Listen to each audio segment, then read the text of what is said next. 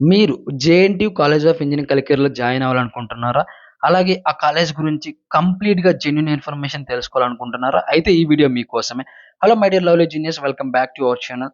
ఈ ఒక్క వీడియో ద్వారా మీకు కంప్లీట్ ఇన్ఫర్మేషన్ అనేది నేనైతే ప్రొవైడ్ చేయబోతున్నాను.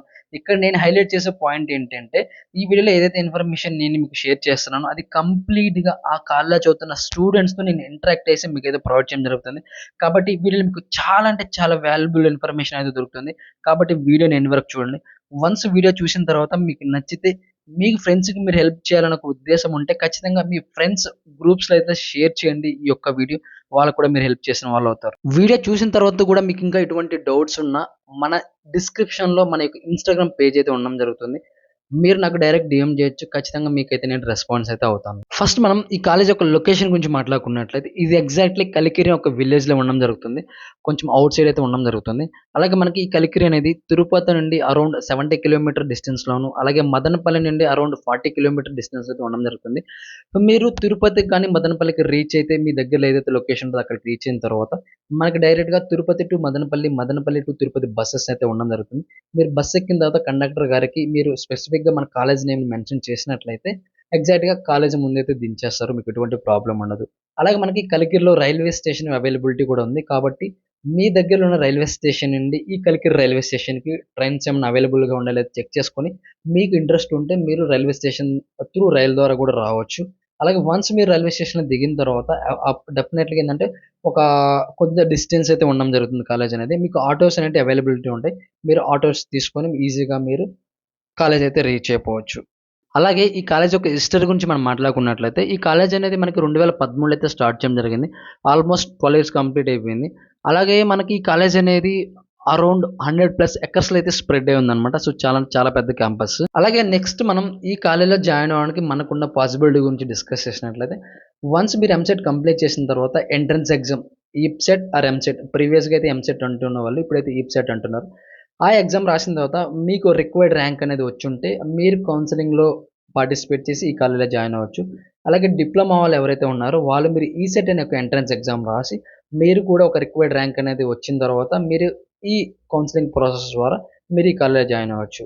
అట్ ద సేమ్ టైమ్ ఎవరైతే మేనేజ్మెంట్ కోటాలో జాయిన్ అవ్వాలనుకుంటున్నారో వాళ్ళకి అవకాశం లేదు. ఎందుకంటే కేవలం పైన చెప్పిన 2 ఆప్షన్స్ ద్వారా మాత్రమే ప్రెజెంట్ అయితే మనకి సీట్స్ అనేటివి ఫిల్ చేస్తున్నారు. ఎటువంటి మేనేజ్మెంట్ కోటా సీట్స్ అనేటివి ప్రెజెంట్ ఈ కాలేజ్ అయితే అవైలబిలిటీ లేవు. నెక్స్ట్ మనం కాలేజ్ యొక్క ఫీజ్ స్ట్రక్చర్ గురించి డిస్కస్ చేసినట్లయితే ఇక్కడ మేజర్‌గా 2 థింగ్స్ ఉంటాయన్నమాట. 2 టైప్స్ ఆఫ్ క్యాండిడేట్స్ ఉంటారు. ఒకరు మీకు ఫీజ్ రింబర్స్‌మెంట్ వచ్చినట్లయితే మీకు ఫీజ్ స్ట్రక్చర్ అనేది ఒకలాగా ఉంటది. అలాగే మీకు ఫీజ్ రింబర్స్‌మెంట్ రాకుండా ఉంటే మీకు ఫీజ్ స్ట్రక్చర్ అనేది ఒకలాగా ఉంటది. బ్రో అసలు మాకు ఈ యొక్క ఫీజ్ రింబర్స్‌మెంట్ గురించి ఏం తెలీదంటే దాన్ని నేను చాలా క్లియర్‌గా ఎక్స్‌ప్లెయిన్ చేస్తాను చూడండి. సో, మీరు వన్స్ ఎంట్రన్స్ ఎగ్జామ్ రాసిన తర్వాత కౌన్సెలింగ్‌లో పార్టిసిపేట్ చేసిన తర్వాత based on your annual income అలాగే your your parents occupation so, ఇంకా డిఫరెంట్ పాయింట్స్‌ని బేస్ చేసుకొని మీకు ఫీజ్ రింబర్స్‌మెంట్ వస్తదనమాట. సో, జనరల్‌గా అయితే మాక్సిమం చాలా మందికైతే వస్తది. కొంతమందికి రాదు. ఎటువంటి వాళ్ళకి రాదంటే మీ యొక్క యాన్యువల్ ఇన్‌కమ్ చాలా ఎక్కువ ఉండడము, మీ పేరెంట్స్ గవర్నమెంట్ ఎంప్లాయీస్ అయ్యి ఉండడము, సో, అలాగే ఎక్కువ ఎక్కువ టాక్సెస్ పే చేస్తూ ఉండడం. సో, ఇలా బేస్డ్ ఆన్ డిఫరెంట్ క్రైటీరియా అనమాట. బేస్ చేసుకొని మీకు ఫీజ్ రింబర్స్‌మెంట్ కొంతమందికొస్తుంది, కొంతమందికి రాదు. సో, మాక్సిమం అయితే చాలా మందికి వస్తుంది. సో, ఇక్కడ ఫీజ్ రింబర్స్‌మెంట్ వస్తే ఏంటి యూజు అంటే ప్రతి కాలేజ్‌కి కాలేజ్ ఫీజ్ అనేది ఉంటది. ఆ కాలేజ్ ఫీజ్ అనేది గవర్నమెంట్ పే చేస్తుంది. ఎప్పుడు మీకు ఫీజ్ రింబర్స్‌మెంట్ వచ్చినట్లయితే. ఇన్ కేస్ మీకు ఫీజ్ రింబర్స్‌మెంట్ రాకుంటే ఆ కాలేజ్ ఫీజ్ అనేది మీరు పే చేయాల్సి ఉంటది. సో, ఇక్కడ ఫస్ట్ నేను ఎవరికైతే ఫీజ్ రింబర్స్‌మెంట్ వచ్చి ఉంటదో వాళ్ళకి ఫీజ్ స్ట్రక్చర్ ఏ విధంగా ఉంటుందో ఎక్స్‌ప్లెయిన్ చేస్తాను. కాలేజ్ ఫీజ్ అనేది 10,000 రూపీస్ ఉంటది. అది మీకు ఫీజ్ రింబర్స్‌మెంట్ వచ్చింది కాబట్టి గవర్నమెంట్ అనేది ఆ కాలేజ్ ఫీజ్ అయితే పే చేస్తుంది. కానీ మీరు ఫస్ట్ టైమ్ కాలేజ్‌లో జాయిన్ అవ్వబోతున్నప్పుడు మీరు కొన్ని ఎక్స్‌ట్రా ఫీజెస్ అయితే పే చేయాల్సి ఉంటది. సో, అవి ఎంత ఉంటాయంటే ఓవరాల్‌గా చెప్తున్నాను. మీరు రూ.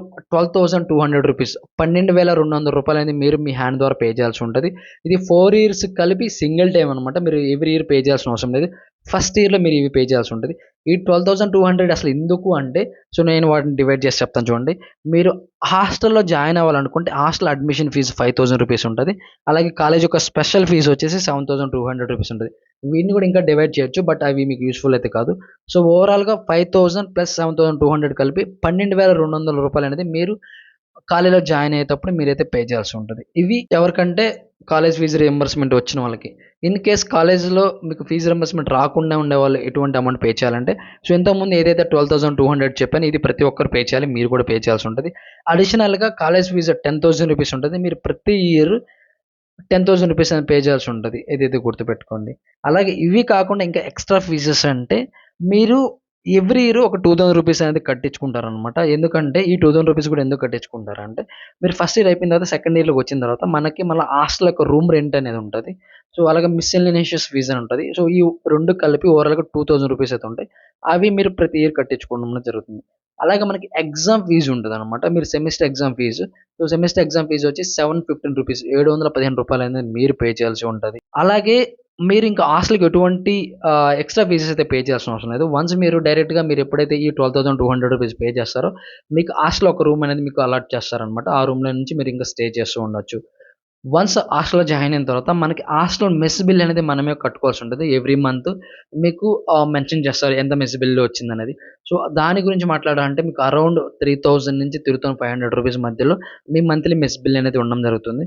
సో మీరు కాలేజ్‌లోనే మెస్ బిల్ కట్టించుకుంటారు. లేదంటే బ్యాంక్స్‌లో చలానా కట్టొచ్చు. సో ఈ విధంగా మీ మెస్ బిల్ అయితే పే చేయాల్సి ఉంటుంది. నెక్స్ట్ మనం ఈ కాలేజ్‌లో ఉన్న బ్రాంచెస్ గురించి తెలుసుకుంటే మనకి టోటల్‌గా 6 బ్రాంచెస్ అనేటివి ఈ కాలేజ్‌లో అవైలబిలిటీ ఉన్నాయి. సో మనకి civil, mechanical, triple E, ECE, CSE అలాగే ఫుడ్ టెక్నాలజీ ఈ 6 బ్రాంచెస్ అనేటివి మనకి ఈ కాలేజ్ అయితే అవైలబిలిటీలో ఉన్నాయి ప్రెజెంట్ అయితే. రీసెంట్‌గానే మనకి క్యాంపస్ అటానమస్ అయింది. అలాగే మనకి సెమిస్టర్ ఎగ్జామ్స్‌కి క్వెషన్ పేపర్ అనేది ప్రిపేర్ చేయడం ఇక్కడ జరుగుతూ ఉంటుంది.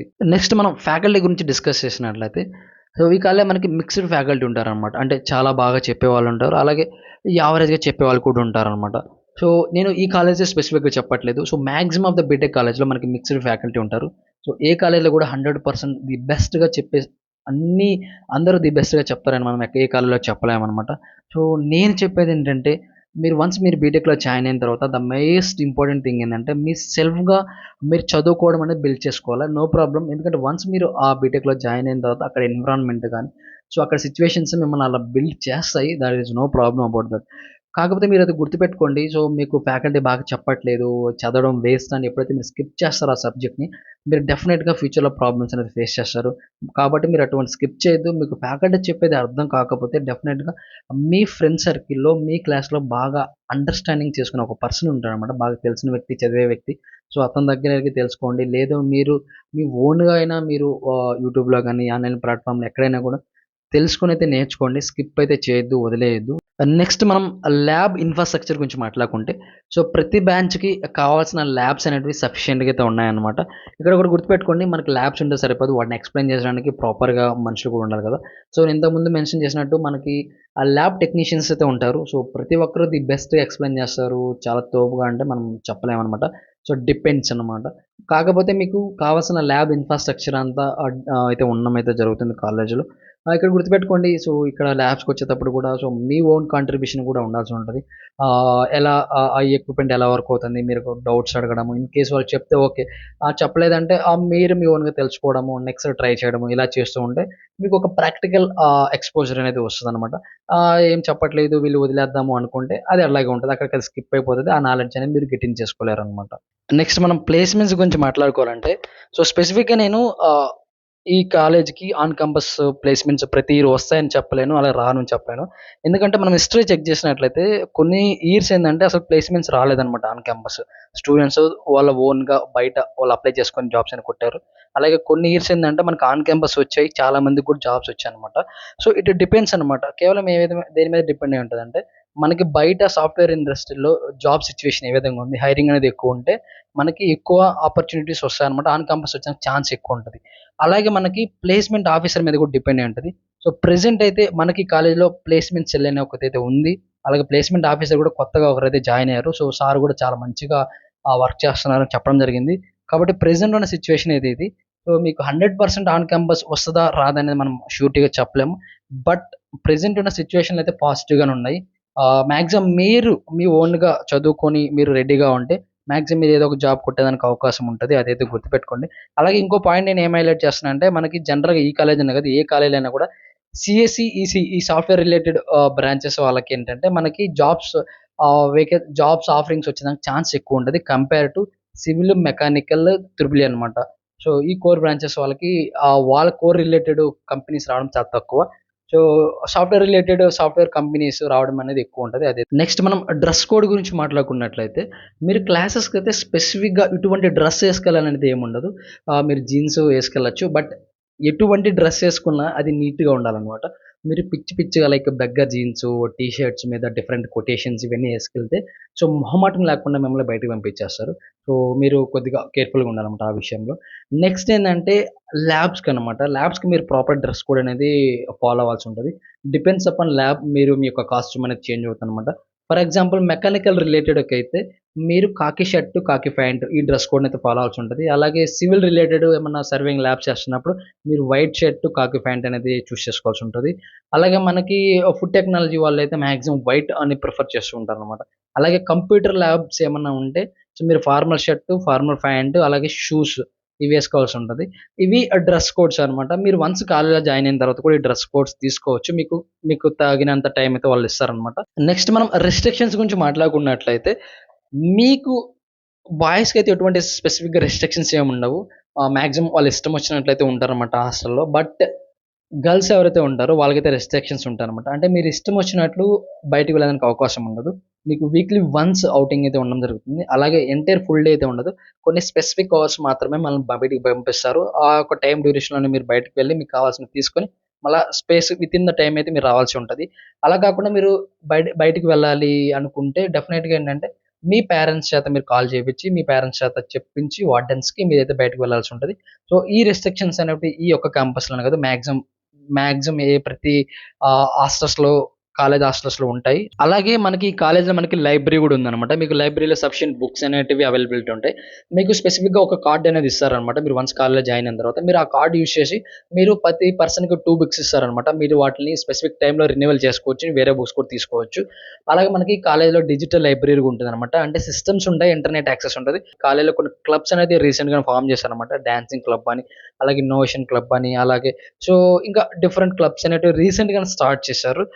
ఈ క్లబ్స్‌లో మీరు ఇంట్రెస్ట్ ఉంటే మీరు జాయిన్ అవ్వచ్చనమాట. అలాగే మనకి ఈ క్యాంటీన్ అంటే ఇంతకుముందు క్యాంటీన్ లేకుండే. బట్ ఇప్పుడు ప్రెజెంట్ ఈ క్యాంపస్‌లో మనకి క్యాంటీన్ అనేది ఓపెన్ చేశారు. మీకు కావాల్సిన స్టేషనరీ కూడా అక్కడ అవైలబిలిటీ ఉంటది. సో క్యాంటీన్ అయితే ప్రెజెంట్ అవైలబిలిటీ ఉంది. అలాగే మనకి గేమ్స్ గురించి మాట్లాడుకోవాలంటే మనకి గేమ్స్ కోసం ఒక పెద్ద గ్రౌండ్ ఉంది. మీరు ఇష్టం వచ్చినట్లు ఆడుకోవచ్చు. అది పెద్ద ప్రాబ్లమ్ ఉండదు. సో చాలా అంటే చాలా పెద్ద గ్రౌండ్ ఉంటది. బట్ స్పెసిఫికల్లీ ఎక్కువ మంది బాయ్స్ యూజ్ చేస్తుంటారనమాట. గర్ల్స్‌కని సెపరేట్ ఏం గ్రౌండ్ లేదు. బట్ గర్ల్స్ ఏందంటే వాళ్ళ హాస్టల్స్‌లోనే షటిల్ ఇలా ఆడుతూ ఉంటారనమాట. ఆ స్పెసిఫిక్ గ్రౌండ్ అయితే గర్ల్స్‌కైతే ఏం లేదు. అలాగే కాలేజ్‌లో జరిగే కొన్ని ఎక్స్‌ట్రా యాక్టివిటీస్ గురించి మనం తెలుసుకోవాలనుకుంటే, మనకి కాలేజ్‌లో కొన్ని ఫంక్షన్స్ జరుగుతుంటాయనమాట. సో జనరల్‌గా ఫ్రెషర్స్ డే చేస్తూ ఉంటారు ఫస్ట్. సో ఎవరైతే కొత్తగా జాయిన్ అవుతుంటారో వాళ్ళకి ఫ్రెషర్స్ డే అనేది చేస్తూ ఉంటారు. అలాగే మనకి ప్రతి ఇయర్ యాన్యువల్ డే చేస్తారనమాట. College annual day. ఆ యాన్యువల్ డేకి మీకేందంటే స్పోర్ట్స్ పెడతారు. సో బ్రాంచ్ వైస్ స్పోర్ట్స్ పెడతారు. అలాగే కల్చరల్స్ ఉంటాయి. సో ఈ జనరల్ స్టఫ్ అంతా అయితే ఉండడం జరుగుతుంది. అలాగే మనకి క్యాంపస్‌లో మనకి ఫెస్టులు చేస్తుంటారనమాట. బ్రాంచ్ వైస్ ఫెస్టులు చేస్తుంటారు. సో ఇది ప్రతి ఇయర్ చేస్తారని అయితే మనం చెప్పలేము. బట్ డిపెండ్స్ అనమాట. స్టూడెంట్స్ ఇంటరాక్షన్, స్టూడెంట్స్ ఇంట్రెస్ట్, అలాగే వాళ్ళ యొక్క హెచ్ఓడీస్, ప్రిన్సిపల్స్ ఒప్పుకునే దాని ప్రకారం సో మనకి ఫెస్ట్‌లనేది చేస్తుంటారు. ప్రీవియస్‌గా చేశారు. ఇప్పుడు చేస్తారు. బట్ కంటిన్యూయస్‌గా చేస్తారని చెప్పలేము. డిపెండ్స్ అనమాట ఫెస్ట్‌లనేటివి. మనకి యాక్టివిటీస్ అనేటివి జరుగుతూనే ఉంటాయి. దాంట్లో ఎటువంటి ప్రాబ్లమ్ ఉండదు. నెక్స్ట్ చాలా మందికి ఒక భయమైతే ఉంటది. కాలేజ్‌లో ఏమైనా ర్యాగింగ్ ఉంటదనేది. సో ర్యాగింగ్ అయితే ఏముండదు కాలేజ్‌లో. సో అదైతే గుర్తుపెట్టుకోండి. సో ర్యాగింగ్ చేస్తే చాలా అంటే చాలా స్ట్రిక్ట్ యాక్షన్స్ అయితే తీసుకుంటారనమాట. ఎవరైతే ర్యాగింగ్ చేశారో. కాబట్టి మీరు ఎక్స్‌పెక్ట్ చేసిన ఊహించినంత ర్యాగింగ్ అయితే ఏముండదు. ఇన్ కేస్ ఉన్నా కూడా నాకు తెలిసినంత వరకు ఏందంటే జస్ట్ ఇంటరాక్షన్ వైస్ ఎవరైనా సీనియర్స్ కొంతమంది ఉంటారనమాట అక్కడక్కడ భయపెట్టాలని కొంతమంది ఉంటారు. వాళ్ళు కొద్దిగా రేజ్‌గా మాట్లాడడం ఇలా ఉండొచ్చు. ఇంటరాక్షన్ టైప్‌లో మీ పేరు చెప్పండి, మీ ఎస్‌ఏ చెప్పండి. సో ఇలా ఉండొచ్చు కానీ మీరు సివియర్‌గా ర్యాగింగ్ అయితే ఏముండదు. మీరు ఉన్నా కూడా మీకేందంటే రెస్పెక్టివ్ వార్డెన్స్ ఉంటారు, కేర్ టేకర్స్ ఉంటారు. మీరు వాళ్ళకి ఇన్ఫార్మ్ చేయొచ్చనమాట. అంతేగాని ఎప్పుడైనా కూడా ఒక పర్సన్ మిమ్మల్ని ర్యాగింగ్ చేస్తున్నారని ఎటువంటి లైక్ ఫాస్ట్ డిసిషన్స్ తీసుకొని మీరు సూసైడ్‌లు ఇలాంటివైతే చేసుకోవద్దు. అదైతే గుర్తుపెట్టుకోండి. సో మీకు ర్యాగింగ్ చేస్తారో నచ్చలేదంటే మీరు ఖచ్చితంగా రెస్పెక్టివ్ ఎవరైతే పర్సనల్స్ ఉంటారో వాళ్ళనైతే మీరు అప్రోచ్ అవ్వచ్చు. ఆ పర్సన్స్ కూడా ఉంటారన్నమాట. మాకు స్పెసిఫిక్‌గా ఇక్కడ ఏంటంటే ఫ్యాకల్టీని స్పెసిఫిక్‌గా కొంతమందిని అపాయింట్‌మెంట్ చేసుంటారన్నమాట. మీరు హాస్టల్స్‌కి వెళ్ళి చెక్ చేయాలనేది వాళ్ళు వస్తుంటారు. సో మీరు వాళ్ళకి కావాలంటే వాళ్ళకి చెప్పొచ్చు. కాబట్టి అంత పెద్ద ర్యాగింగ్ అయితే ఏమి ఉండదు. అదైతే గుర్తుపెట్టుకోండి. అలాగే హాస్టల్‌లో ఉన్న ఫెసిలిటీస్ గురించి మాట్లాడుకున్నట్లయితే, మనకి మన హాస్టల్‌లోనే ఫుడ్ అనేది ప్రిపేర్ చేస్తారండి. అదేం ప్రాబ్లమ్ లేదు. బట్ హాస్టల్ ఫుడ్ టేస్ట్ గురించి మాట్లాడుకుంటే డిపెండ్స్ అనమాట. కొంతమందికి నచ్చుతుంది, కొంతమందికి నచ్చదు. ఇక్కడ ప్రెజెంట్ ఉన్న సిట్యుయేషన్ ప్రకారం అయితే మీకు డైలీ అరౌండ్ ఒక ₹80 అలా అయితే తీసుకోవడం జరుగుతుంది. బట్ చెప్తున్నాను కదా! సో, ఏ కాలేజీలో అయినా కూడా, ఏ హాస్టల్ అయినా కూడా మీకు కొంతమందికి నచ్చుతుంది, కొంతమందికి నచ్చదు. సో, ఓవరాల్‌గా మనకి మీరు ఖచ్చితంగా అడ్జస్ట్ అవ్వాల్సి ఉంటదనమాట కొన్ని డేస్. ఖచ్చితంగా అడ్జస్ట్ అవ్వాల్సి ఉంటదనమాట హాస్టల్ ఫుడ్. ఇక్కడే కాదు ఏ హాస్టల్ అయినా. అదైతే గుర్తుపెట్టుకోండి. కొన్ని కొన్ని కాలేజెస్‌లో చాలా అంటే చాలా బాగుండొచ్చు. బట్ మాక్సిమం ఆఫ్ ద కాలేజెస్‌లో మీరు ఫుడ్ అన్నాక అడ్జస్ట్ అవ్వాల్సి ఉంటది. సో, గర్ల్స్ హాస్టల్, బాయ్స్ హాస్టల్‌కి సేమ్ అండి. మీరు ఫుడ్ అనేది వితిన్ ద హాస్టల్‌లోనే ప్రిపేర్ చేస్తారనమాట. అలాగే ఒక రూమ్‌కి 3 మెంబర్స్ ఉంటారనమాట. రూమ్స్ అయితే చాలా స్పేషియస్‌గా ఉంటాయి. ఒక రూమ్‌లో 2 ఫ్యాన్స్ ఉంటాయనమాట. అటాచ్డ్ బాల్కనీ ఉంటది. అలాగే రూమ్ వైస్ క్లీనింగ్ చేస్తారు డైలీ చాలా క్లీన్‌గానే ఉంటాయి. బట్ బాత్రూమ్స్‌కొస్తే గర్ల్స్ హాస్టల్ బాయ్స్ హాస్టల్ ఏంటంటే మీరు కొద్దిగా అడ్జస్ట్ అవ్వాల్సి ఉంటదనమాట. డోర్స్ కొద్దిగా పగిలిపోయి ఉండడం. ఎందుకంటే ఆఫ్‌కోర్స్ ఉంటారు కదా! తీటగాళ్ళు ఆల్రెడీ ప్రీవియస్ బ్యాచ్ వాళ్ళు కొద్దిగా పగలగొట్టడం ఇలా కొద్దిగా అడ్జస్ట్ అయితే అవ్వాల్సి ఉంటది. సో, ఓవరాల్‌గా మీకు బానే ఉంటదండి. ఎందుకంటే గవర్నమెంట్ కాలేజ్‌లో అంత వరకి ఉండడం చాలా బెస్ట్ అని చెప్పొచ్చు. నేను కొన్ని స్పెసిఫిక్‌గా కొన్ని చూసాననమాట వేరేటివి. సో, ఈ కాలేజ్‌లో చూసిన వాటికి పోలిస్తే చాలా బెస్ట్ అని చెప్పొచ్చు. అలాగే మనకి కాలేజ్‌లో ఇండోర్ స్టేడియం గూడా ఉందనమాట. మీరు యూజ్ చేసుకోవచ్చు. ప్రెజెంట్ అయితే ఈ కాలేజ్‌లో ఎటువంటి జిమ్ అవైలబిలిటీ లేదు. అదైతే గుర్తుపెట్టుకోండి. మీరు జిమ్ చేయాలనుకుంటే మనకి పాసిబిలిటీ అయితే ఉంది. జిమ్ ఉందనమాట. ఆ ఊర్లో అయితే ఉంది కలికిరిలో. మీరు బయట అయితే జాయిన్ అవ్వాల్సి ఉంటది. అలాగే చాలా మందికి ఒక డౌట్ ఉండొచ్చు. మేము వితిన్ ద కాలేజ్ హాస్టల్‌లో కాకుండా బయట హాస్టల్‌లో జాయిన్ అవ్వచ్చా అంటే, యాహ్! డెఫినెట్‌గా జాయిన్ అవ్వచ్చు. సో, కాకపోతే అక్కడ వేకెన్సీస్ ఉండొచ్చు, ఉండకపోవచ్చు. అది మీరు తెలుసుకోవాలనమాట. ఎందుకంటే అంత పెద్ద సిటీ గాదు గదా! సో, చాలా అంటే చాలా తక్కువ హాస్టల్స్ ఉంటాయనమాట. ఉన్న హాస్టల్స్‌లో ఆల్రెడీ ప్రీవియస్ స్టూడెంట్స్ ఉంటే మీకు వేకెన్సీస్ ఉండకపోవచ్చు. బట్ ఫస్ట్ మీరైతే చెక్ చేయాలా. సో, నా నుంచి రికమెండేషన్ ఏందంటే మీరు ఫస్ట్ ఇయర్ అయితే ఖచ్చితంగా బయట హాస్టల్స్‌లో జాయిన్ అవ్వద్దు. మీరు ట్రై టు జాయిన్ ఇన్ హాస్టల్‌లోననమాట. ఎందుకంటే మీకు క్లారిటీ వస్తదనమాట. ఎందుకంటే అక్కడ కొద్దిగా వాటర్ ఇష్యూ ఉంటదనమాట. సో, మన హాస్టల్స్‌లో కూడా ఏందంటే వాటర్ అనేది బయట నుంచి తీసుకొని సంపులో పోసి సో, వాటర్‌ని మీకైతే ఇవ్వడమే జరుగుతుంది. సో, మీరు బయట జాయిన్ అయిన తర్వాత అక్కడ మీకు వాటర్ ప్రాబ్లమ్ ఉండొచ్చు. ఇదంతా పెద్ద రిస్క్ పనులనమాట. కాకపోతే నేను సజెస్ట్ చేసేదేంటంటే ఫస్ట్ మీరు హాస్టల్‌లో ఉండండి. సో, నెక్స్ట్ చూడండి మీకు సెట్ అయితే హాస్టల్ కంటిన్యూ అవ్వండి. లేదంటే బయటికి వెళ్లి బయట స్టే చేయండి. ఫైనల్‌గా నా సజెషన్ ఏంటంటే, ఈ కాలేజ్‌లో ఒక మెయిన్ పాజిటివ్ పాయింట్ ఏంటంటే, మీకు ఫీజ్ అనేది చాలా అంటే చాలా తక్కువుంటది. మీరు బీటెక్ అనేది చాలా తక్కువ అమౌంట్‌లోనే కంప్లీట్ చేయొచ్చనమాట. ఎవరికైతే ఫీజ్ రింబర్స్‌మెంట్ వచ్చి ఉంటదో వాళ్ళు మాక్సిమం ఒక బిలో 2,00,000లోనే మీరు కంప్లీట్ చేసేయొచ్చనమాట.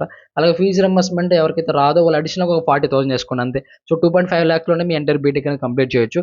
బయట మీరు ఏదైనా ప్రైవేట్ కాలేజ్‌లో జాయిన్ అవ్వాలనుకుంటే మంచి మంచి ప్రైవేట్ కాలేజ్‌లో జాయిన్ అవ్వాలనుకుంటే మీకు బీటెక్ కంప్లీట్ అవ్వడానికి మినిమమ్ 20,00,000 అయితే అయిపోతది. 15-20 లాక్స్ అయిపోతది. ఈ కాలేజ్‌లో ఏందంటే ఎవరికి సూటబుల్ అంటే ఎవరైతే మనీ ఫైనాన్షియల్‌గా అఫోర్డ్ చేయలేరనుకుంటారో మీరు ఖచ్చితంగా ఈ కాలేజ్‌ని చూజ్ చేసుకోవచ్చు. అలాగే మనకి మీ ఓన్‌గా మీరు చదువుకుంటూ ఉండాలి. ఫ్యాకల్టీ మీద డిపెండ్ అవ్వకుండా. ఫ్యాకల్టీ ఎవరైనా మంచిగా చెప్తే ఆ సబ్జెక్ట్స్ మంచిగా నేర్చుకోవడం. ఇన్‌కేస్ సబ్జెక్ట్స్ అనేది ఎవరైనా మంచిగా చెప్పలేకపోతే అవి మీ ఓన్‌గా మీరు చదువుకోండి. మీ సబ్జెక్ట్‌ని, మీ స్కిల్‌ని బిల్డ్ చేసుకుంటూ ఉండాలి. అలాగే ఆన్ క్యాంపస్ వస్తే రావచ్చు, రాకపోవచ్చు అనమాట. వచ్చినప్పుడు వాటిని మీరు ట్రై చేస్తూ ఉండాలి. అలాగే బయట ఆఫ్ క్యాంపస్‌లో ట్రై చేస్తూ ఉండాలి. ఇటువంటి మైండ్ సెట్ ఎవరికైతే ఉంటదో వాళ్ళు డెఫినెట్‌గా ఈ కాలేజ్‌ని చూజ్ చేసుకోవచ్చు. అదైతే గుర్తుపెట్టుకోండి. So, there is no doubt about it అనమాట. కాలేజ్ వైస్ ఇన్‌ఫ్రాస్ట్రక్చర్ అయితే చాలా అంటే చాలా బాగుంటదండి. మీరు దాంట్లో నుంచి ఫరక్ పడ ఎటువంటి ఎటువంటి డౌట్ పెట్టుకోవాల్సిన అవసరం లేదు. అలాగే ఇంకోటి చెప్తాను చూడండి. ఇది కంప్లీట్‌గా ఒక విలేజ్ ఎన్విరాన్మెంట్‌లో ఉంటది. బట్ మీకు కావాల్సిన బేసిక్ నీడ్స్ అన్నీ దొరుకుతాయన్నమాట. సినిమా హాల్స్ ఉంటాయి. అలాగే బేసిక్ థింగ్స్ అన్నీ ఉంటాయి. బట్ చాలా చాలా పెద్ద పెద్ద సిటీలో ఉన్నట్టయితే ఉండవు. మీకు కావాల్సిన బేసిక్ స్టఫ్ అంతా దొరుకుతది. అదైతే గుర్తుపెట్టుకోండి. ఇది నా ఒపీనియన్ అనమాట. సో, ఫైనల్‌గా చెప్తున్నా మీకింకా ఎటువంటి డౌట్స్ ఉన్నా మీరు ఖచ్చితంగా నాకు డీఎం చేయొచ్చు. నా ఇన్‌స్టాగ్రామ్ లింక్ డిస్క్రిప్షన్‌లో ఉంటది. ఒకసారి చెక్ చేయండి.